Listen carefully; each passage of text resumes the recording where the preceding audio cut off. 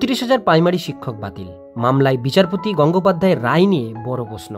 আজকে ভিডিওটির মধ্যে দিয়ে আমরা এর ডিটেলস তথ্যগুলো আপনাদের জানানোর চেষ্টা করব। ভিডিওটির সঙ্গে থাকুন, ভালো লাগলে লাইক করুন, চ্যানেলে প্রথমবার হলে সাবস্ক্রাইব করে পাশের বেল আইকনটি অবশ্যই বাজিয়ে রাখুন। তো চলুন ভিডিওটিকে শুরু করা যাক। 32,000 টিচার্স কেস। পশ্চিমবঙ্গের 32,000 প্রাথমিক শিক্ষকের চাকরি বাতিলের মামলা কলকাতা হাইকোর্টে এক নতুন মোড় নিয়ে এসেছে। বিচারপতি অভিজিৎ গঙ্গোপাধ্যায়ের রায়কে চ্যালেঞ্জ করে রাজ্য সরকার যে মামলা করেছিল তার শুনানি উঠে এলো একাধিক গুরুত্বপূর্ণ প্রশ্ন। রাজ্যের অ্যাডভোকেট জেনারেল কিশোর দত্তের সওয়ালে বিচারপতি গঙ্গোপাধ্যায়ের বিচার প্রক্রিয়া নিয়েই প্রশ্ন তোলা হয়েছে, যা এই মামলার ভবিষ্যৎ নিয়ে নতুন করে জল্পনা তৈরি করছে। শুনানির মূল বিষয়গুলি: বিচার প্রক্রিয়া নিয়ে প্রশ্ন।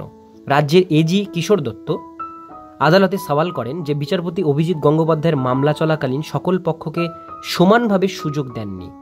তার মতে বিচার প্রক্রিয়াটি একতরফাভাবে চালানো হয়েছিল এবং তড়িঘড়ি করে রায় ঘোষণা করা হয়েছিল। এই সওয়াল মামলার মোড় ঘুরিয়ে দিয়েছে, কারণ এটি মূল রায়ের ভিত্তিকেই চ্যালেঞ্জ করছে। উত্তরপত্র মূল্যায়নে অস্বচ্ছতা। আদালত উত্তরপত্র মূল্যায়নের জন্য বাইরের সংস্থাকে নিয়োগ করার প্রক্রিয়াও নিয়েও প্রশ্ন তুলেছে।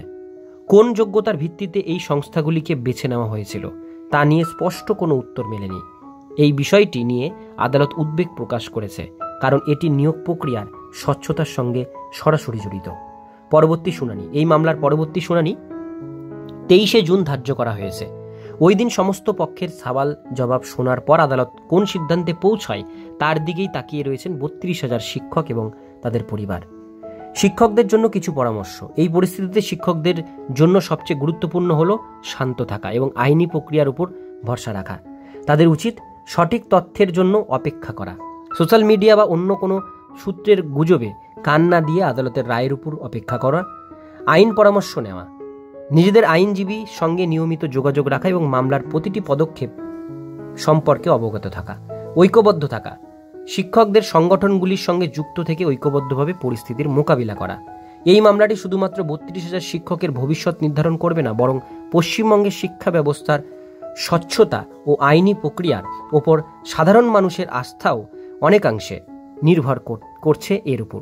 আগামী দিনে আদালত কি রায় দেয় এখন সেটাই দেখার।